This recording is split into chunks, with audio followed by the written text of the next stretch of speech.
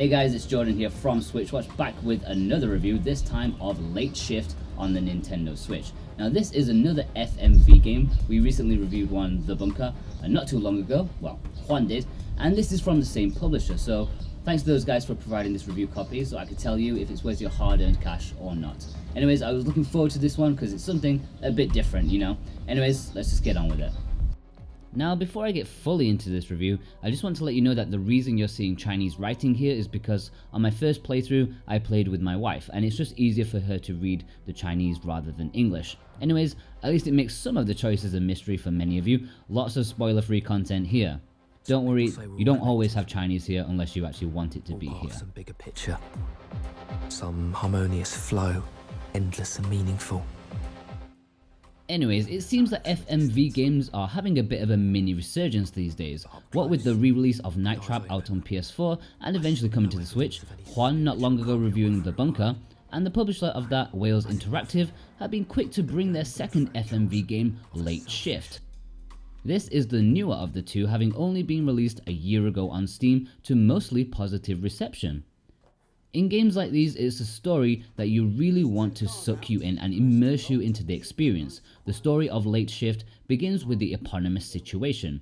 Matt, a young math student, begins the night watch in a high-end car park. On this fateful night, Matt is kidnapped by an injured car thief and led to a hideout. It's here that he is forced into participating in a heist for a near priceless Chinese pottery bowl. Not everything is as it seems though, and Matt and his accomplice Mei Ling are taken on a roller coaster ride of probably the worst night of their lives. It follows deception, gangsters, and a whole bucket load of unfortunate events for our unlikely protagonist. Naturally, at a slightly shorter runtime for a movie, the pace of this is full on for the most part. There's very little just sitting down for a quiet moment. It all takes place over one night and early morning, so there's a lot to fit in. There's enough twists and turns to always keep you guessing about just what is really going on, and with 7 different endings, there's enough room for the unexpected. Some endings may be unsatisfactory or even downright cruel. The game really knows how to hit you hard, and this is definitely not one for children. There's a lot of serious stuff going on here, and I like that. The story is definitely a huge plus, and it's worth experiencing the game just for that alone. Indeed, my non-gaming wife enjoyed playing along with me and making the decisions that would help shape the story and the fate of our hero. It's interesting, thrilling, and action-packed. It's easily had my attention the whole way through. In that regard, I can't give it any higher compliment. You did well, stopping Mei Ling like that. Don't know what got into her. Follow me. In the audio department, you have a rather subdued soundtrack that definitely takes a backseat to avoid interfering with the story. There are often deadly quiet moments in Late Shift to focus on the actors and their lines, which is fair enough. What music there is adds to the tension of the thriller atmosphere, and it would have been nice to hear more of it, to be honest.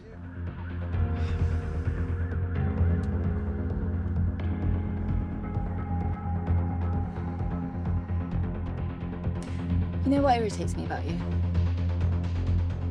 You're a blank book. Impossible to read.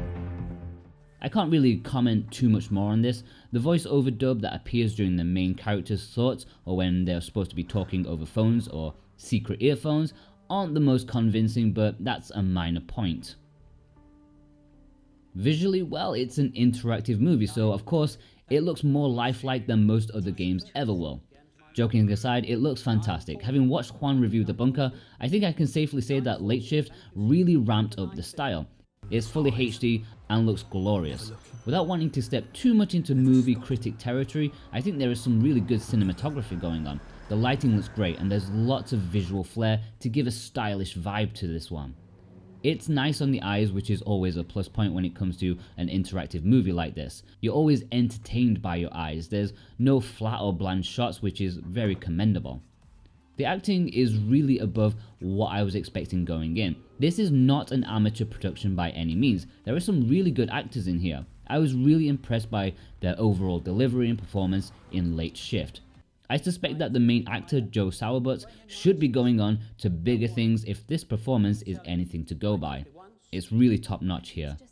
I suppose in the visual section I could mention the menus of the decision making, and they are simple enough, they don't intrude or take you out of the experience, which is nice. Unusually for my review, the gameplay section is certainly going to be much smaller than normal. As Late Shift is an interactive movie, there is actually very little to say in this regard. As the film plays out, you have a series of decisions to make where you can influence the direction of the story. It's not like The Bunker where you have some sort of control or quick time events as such. You just choose which way you want the story to play out. Usually you have two options at the many forks in the road, but occasionally there can be three. It's a little bit of a facade, or maybe that's being overly harsh. It seems like only a few decisions are truly important to the overall outcome of the game. With 14 chapters available to see, some decisions will affect which ones occur or not. And with almost 200 decisions to make, it's clear that not all of them truly affect the story.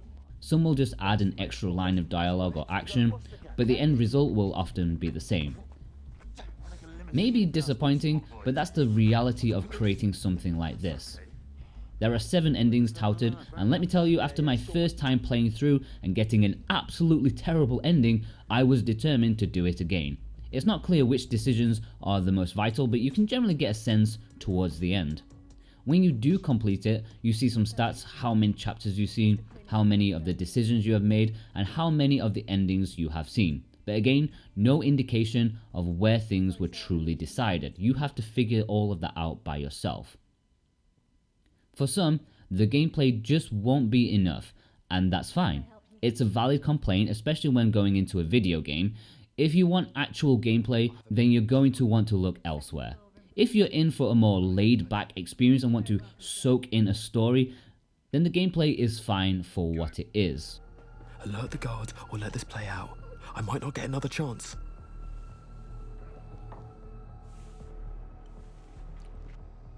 Okay, Matt, go. Stop right there, sir. This is a restricted area. What do you think you're doing down here? I got lost coming out the lift. No, this floor's staff only.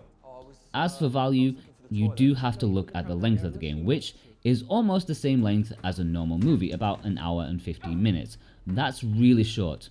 But considering the price of a cinema ticket these days in the UK, it's actually not that bad of a sell. It's only £10 or $12.99.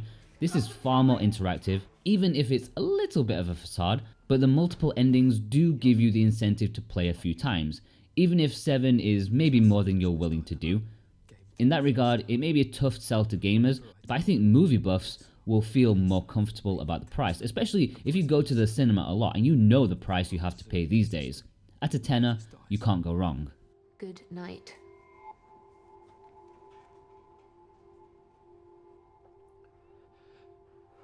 Look, this isn't about some entry ticket to some party, yeah? This is way bigger.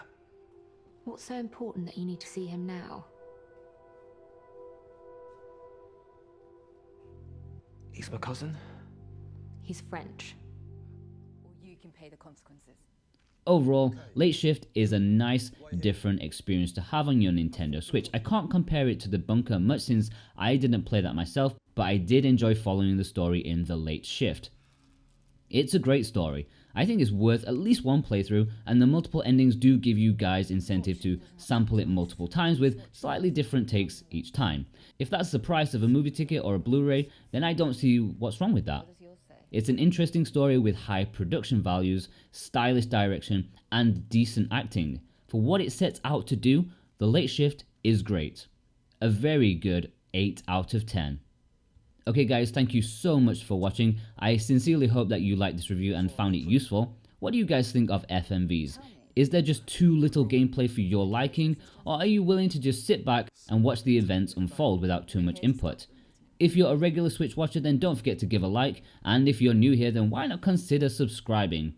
We're aiming to be the best Switch reviews on YouTube. And lastly, head over to the website switchwatch.co.uk for news, reviews, and features. It's well worth a daily look. I've been Jordan from Switchwatch, and I'll see you guys next time. Take care.